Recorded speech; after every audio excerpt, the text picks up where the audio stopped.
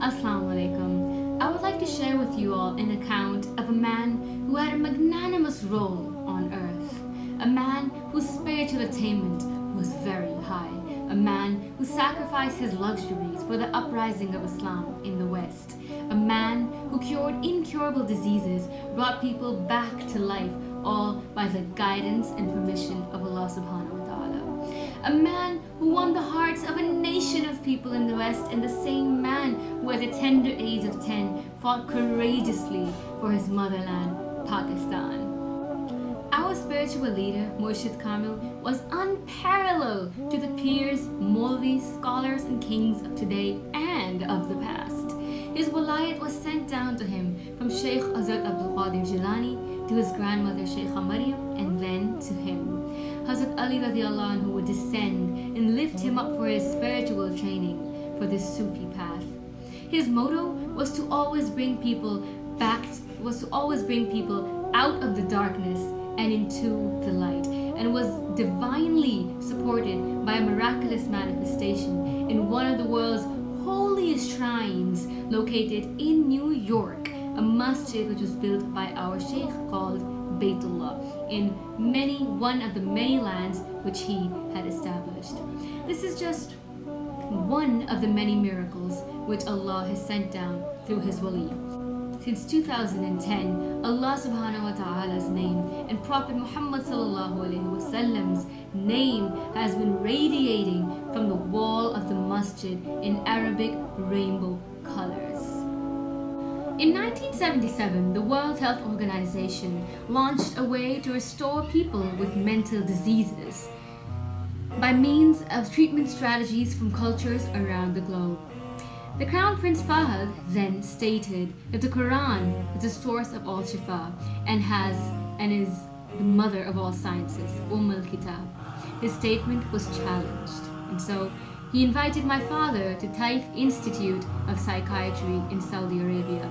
He offered my father luxuries, treasures, palaces, hefty amounts of gold and cars.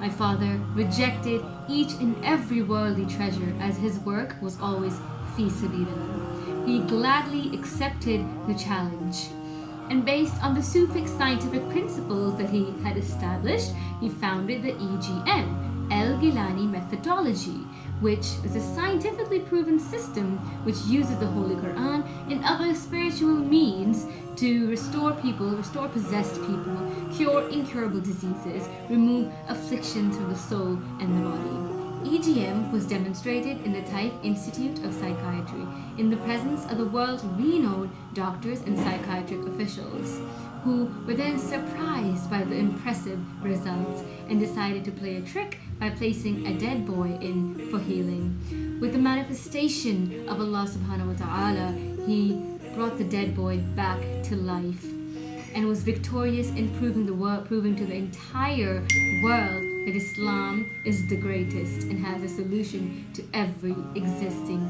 problem.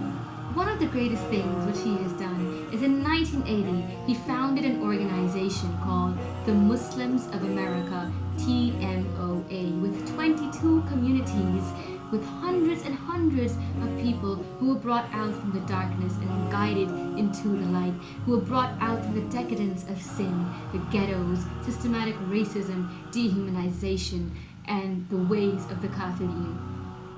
Under the love and leadership of Sultan Sheikh Mubarak Gillani, these people converted to Islam and migrated to these communities which he had established so they could freely and properly practice their religion, Islam. They were molded into mu'mins and mu'minas and into highly educated citizens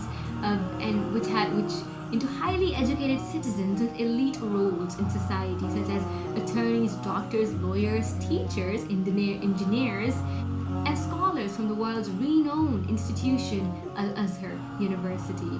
He did all of this for the uplift of Muslims, so not only so we could enter Jannah, but also so we could stand united as a force against Islamophobia and all the terrorism which is being poured on Muslims around the globe. As Islamophobia Islamophobia was trying to destroy relations between the Christians and Muslims, our Sheikh was trying to reunite them, and did, by leading interfaith programs which showed the Christians and Muslims the commonalities and brought them together, the programs were sponsored by UMCF, United Muslim Christian Forum. He built a permanent relationship with law enforcement and social justice advocates to raise awareness of the threats and dangers which Muslims are facing and were facing. I can keep sharing information about him for days, weeks, maybe a year or more. But we must say, Inna lillahi wa inna ilayhi raji'un. Never think of those who sacrificed their lives for Allah as dead. They are alive back home, residing near His throne.